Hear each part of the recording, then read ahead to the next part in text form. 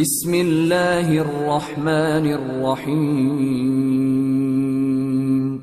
جبکہ بہار میں علامہ مجلسی کہتے ہیں کہ محمد بن حنفیہ مولا علی کے بیٹے روایت کرتے ہیں، وہ کہتے ہیں کہ میں حسین کی محفل میں جلال حسین کی وجہ سے خاموش رہتا تھا۔ روب حسین اتنا تھا کہ علی کے بیٹے کہتے ہیں کہ جب میں ان کی محفل میں جاتا تھا تو میں حسین کے جلال کی وجہ سے خاموش رہتا تھا، اور وہ کہتے ہیں حسن کی محفل میں میں نے حسین کو خاموش بیٹھے ہوئے تھے۔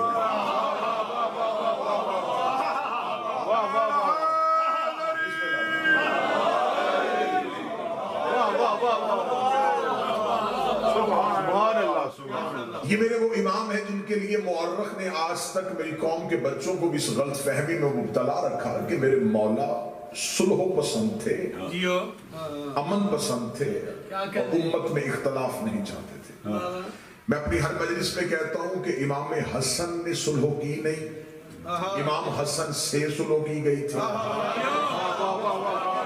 اور امام حسین نے جنگ نہیں کی تھی، امام حسین سے جنگ کی۔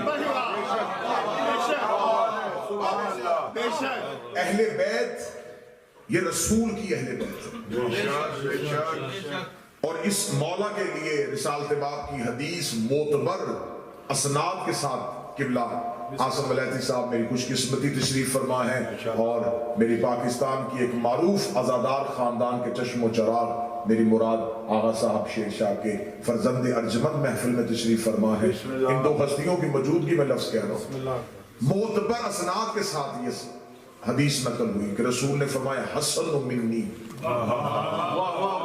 حسین و منی والی حدیث تو آپ نے اکثر سنی ہے، حسن و منی وانا من الحسن، حسن مجھ سے ہے اور میں حسن سے ہوں۔ عربی زبان کا قبلہ تشریف فرمائے ایک قاعدہ اور کلیہ ہے کہ جب ہم کسی بھی زبان میں، اردو میں، فارسی میں یا انگلش میں، ہم کسی چیز کو مثلا میں یہ کہنا چاہوں نا یہ میری کتاب ہے، تو مجھے اس کتاب کو اپنی کہنے کے لیے میرا علیحدہ کہنا پڑے گا، کتاب میری کتاب۔ اگر اس کو فارسی میں کہیں گے تو کتاب من، انگلش میں کہیں گے تو مائی بک۔ لیکن جب عربی میں کہا جاتا ہے تو عربی میں علیحدہ لفظ نہیں ہوتا، عربی میں جو لفظ ہے، جو چیز کا نام ہے، اس کے آگے ہی یہ کا اضافہ کر دیا جاتا ہے، تو اس سے یہ یائے نسبتی کہلاتی ہے۔ اس کی وجہ سے اب رسول من سے ہوتا ہے، من کا مطلب سے، رسول کہتے ہیں منی مجھ سے۔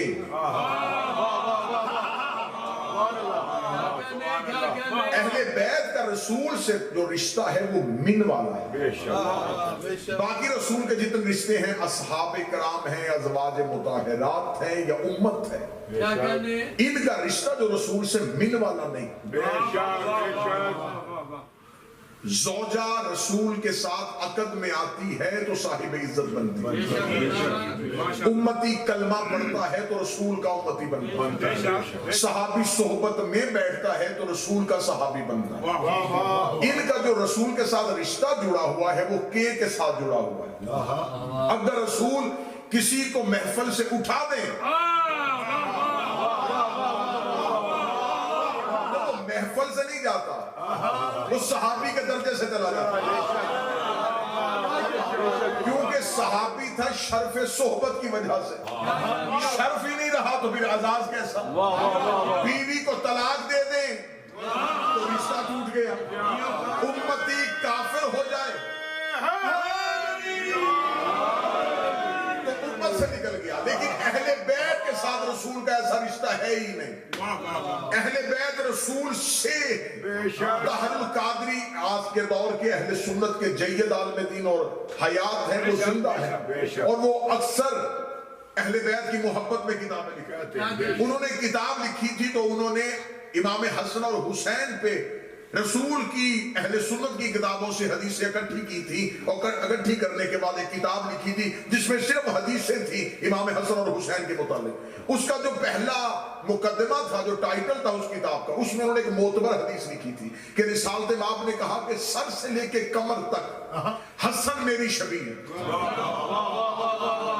اور کمر سے سے لے کے پاؤں تک حسین میری شبیہ ہے۔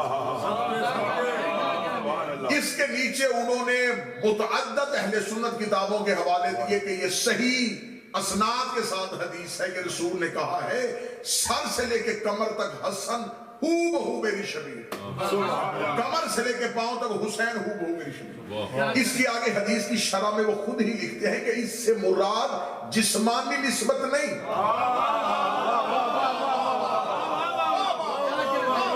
شرح لکھی اپنی شرح اپنی بحث لکھتے انہوں نے کہا اس سے مراد جسمانی نہیں کہ رسول کا بدن جو ہے وہ سر سے لے کے کمر تک حسن جیسا تھا، نہیں، انہوں نے کہا اس میں راز ہے، انہوں نے کہا اس لیے کہ سر سے لے کے کمر تک کے حصے میں ہاتھ آتا ہے، کمر سے پاؤں تک کے حصے میں پاؤں آتا ہے۔ رسول کہنا چاہتے تھے کہ اگر حسن شرطیں لکھے، حسن نہیں لکھ رہا،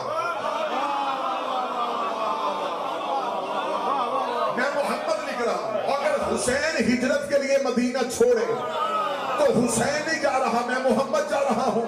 جہاں تک انہوں نے اپنی شرح لکھی تو انہوں نے ساتھ یہ بھی لکھا کہ یہ میری خیال ہے، یہ میری شرح ہے کہ اس حدیث کا اصل مطلب یہ بنتا ہے۔ اس سے اگلی شرح میں قبلہ طاہر القادری صاحب سے کہنا چاہتا ہوں، جہاں آپ نے اتنی محبت کا اظہار کر دیا تھا وہاں تھوڑا سا اور بھی لکھ دیتے کہ یہ رسول کی صلح ہے اور یہ رسول کی ہجرت ہے، ساتھ یہ بھی لکھ دینا تھا کہ حسن کا قاتل بھی رسول کا قاتل ہے، حسین کا قاتل بھی رسول کا قاتل، جس نے حسن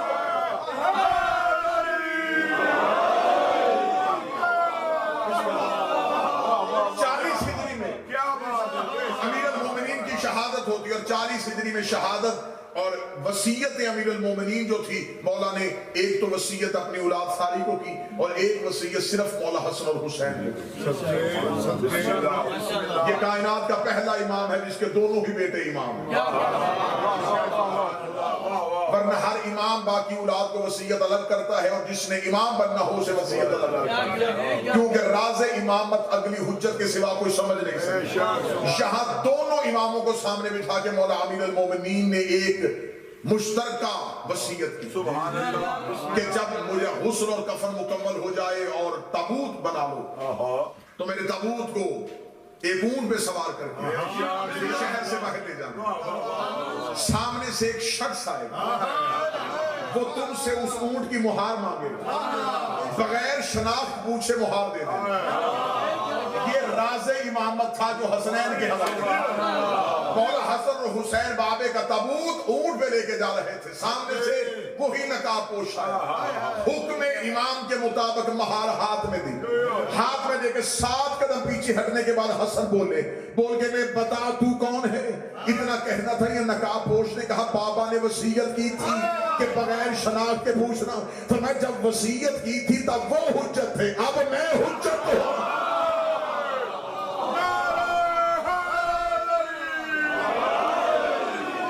اس وقت کا امام ہے، کوئی یہ نہ کہے کہ امام حسن نے سلو اس لیے کی کہ لڑائی پسند نہیں تھی۔ حسن بہت بڑے شجاع تھے۔ اگر مجھ سے کہا جائے کہ امام حسن کی جنگیں پڑھ تو میں پہلا ایک جملہ پڑھوں گا اور آپ کے اذہان سے اندازہ لگاؤں گا کہ آپ شجاعت حسن سننے کے لیے کتنے تیار ہیں۔ حسن اتنا بہادر تھا کہ عباس حسن کا شاگرد تھا۔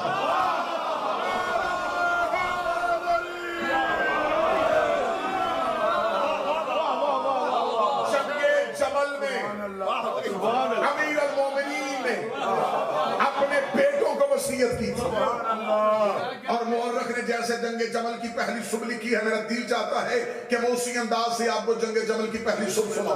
وہ کہتا جنگ جمل کی پہلی صبح یہ تھی کہ سفیدی سحر طلوع ہو چکی تھی اور سورج بادلوں کی آغوش سے سر اٹھانا چاہ رہا تھا، اور علی نے مسلح سے سر کو اٹھایا، علی نے اپنے خیمے کا پردہ اٹھایا، پردہ اٹھا کے علی نے ٹیلے پہ کھڑے ہو کے میدان جمل کا اندازہ لگایا، جمل کا اندازہ لگا کہ علی نے دیکھا کہ میدان میں ایک اونٹ کھڑا ہے اور ارد گرد 30,000 30,000 का लश्कर है। अमीर अल-मोमिनीन ने अपने खैमे का पर्दा उठाने के बाद कहा, मुझे अंदेशा है जैसे मूसा के जाने के बाद सामरी के बछड़े की पूजा हुई थी, इस ऊंट की पूजा होनी शुरू हो जाएगी। यह कह के अली अपने घोड़े की सीन पे आए। अगला मंजर बड़ा खूबसूरत लिखा है। उसका जैसे ही अली अपने खैमे से घोड़े की सीन पे सवार हुए तो अली के इधर 11 बेटे अब्बास इब्ने अब्दुल मुत्तलिब के चल रहे थे, इधर 10 बेटे अकील के चल रहे थे, साथ मोहम्मद हनफिया चल रहा था, साथ हसन मुज्तबा चल रहा था, साथ हुसैन करीम चल रहा था, साथ अब्बास चल रहा था। इतने बेटों के दरमियान अली ऐसे जा रहा था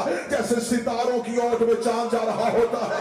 अमीर अल-मोमिनीन जाते हुए मोहम्मद हनफिया की तरफ देख के कहा, और नहजुल बलागा में अली का यह जुमला दर्ज है। अमीर अल-मोमिनीन ने फरमाया, मोहम्मद अपने ऊपर वाले तांतों को अपने नीचे वाले तांतों पे जमा ले और 30,000 के लश्कर में पहले बंदे की तरफ न देखना, आखिरी सब में खड़े हुए आखिरी बंदे की तरफ देख और इन पे जाके ऐसे हमला कर कि अपने रिकाबों में पांव को जोर के साथ थामे रखना। इतना कहना था। मोहम्मद हनफिया ने हुक्म अली के साथ अपने घोड़े को दौड़ाया। सामने से 80 तीरंदाजों ने तीरों को छोड़ दिया। मोहम्मद हनफिया ने अपने सर को नीचे किया, तीरों को सर से ऊपर गुजारा, फिर अपने सर को सीधा किया, फिर घोड़े को दौड़ाया। सामने से फिर तीरों की बारिश आई। मोहम्मद ने फिर घोड़ा रोका, फिर तीर ऊपर से गुजर गए, फिर तीसरा मुकाम आया, फिर तीरों की बारिश आई। तीसरी जगह पे मोहम्मद का रुकना था। यह करीब से बिजली की सी तेजी से एक घोड़े सवार ऐसे निकला जो सफों को चीरता हुआ आखिरी सब वाले बंदे की गर्दन में पहुंच गया। मोहम्मद ने पूछा, ये कौन गया है?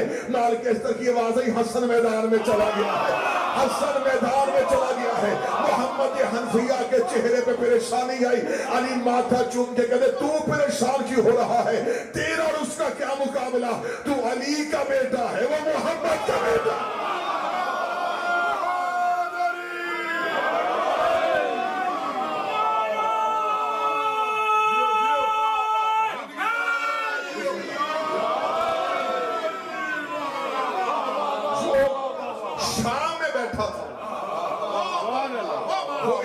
हसन को लड़ता देख चुका था।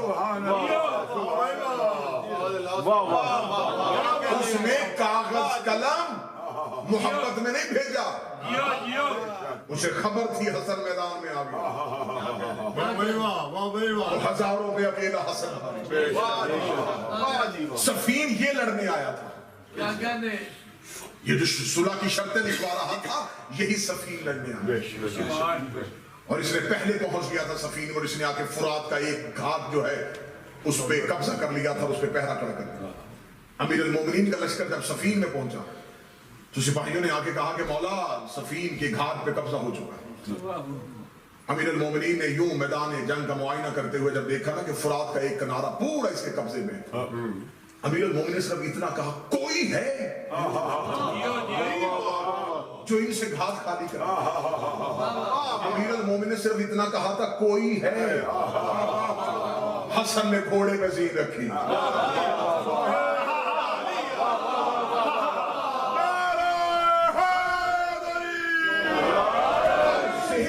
करे मैं आपको इमाम हसन का हमला सुनाऊं। आप सुनते हैं मिंबर से अब्बास का हमला, अली का हमला, खैबर, खंदक, हुनैन, बदर, ओहद। आज हसन का हमला सुना। अकेले बोला हसन, फुरात के किनारे में पहुंच गया। मुअर्रा कहता है कि आज हसन के लड़ने का अंदाज ये था कि अली को पता चल गया कि हसन चले गए। अमीर अल-मोमिनीन अपने बेटों के साथ यूं अपनी पेशानी पे हाथ रख के अपने हसन की जंग देख रहे थे। किताबें कहती हैं यूं फुरात का किनारा हजारों के लश्कर ने कब्जे पे लिया हुआ था। मौला इमाम हसन मुज्तबा चेहरे पे नकाब लेके गए, चेहरे पे नकाब लेके जो ही फुरात के किनारे में पहुंचे, किताब कहती है कि इमाम हसन ने अपनी तलवार को कलाई के साथ घुमाया नहीं, हसन ने अपनी तलवार को ऐसे रखा जैसे सराते मुस्तकीम होती है। और हसन फुरात के किनारे घोड़ा दौड़ाते जा रहे थे, सर गिरते जा रहे थे। घोड़ा चलता जा रहा था, सर गिरते जा रहे थे। जब मुतअद्दिद सर गिर चुके तो सामने से अमर बिन आस ने कहा, रुक जाओ, इससे जंग न करना, ये अली आ गया है, ये अली का कोई बेटा आ गया है, ये अली आ गया है, ये अली का कोई बेटा आ गया है। उधर अली के लश्कर में खबर पहुंच गई कि हसन चले गए हैं। किताबें कहती है माल के अश्तर ने घोड़े पे जीन नहीं रखी, नंगे घोड़े की पुष्ट पे मालिक भाग के सवार हुआ और अपने घोड़े को दौड़ाया और मौला हसन के कदमों पे हाथ रखा, मालिक नौकरों के होते हुए आप क्यों आ गए? मौला ने फरमाया, बाबा ने कहा था कोई है और हसन नहीं चाहता।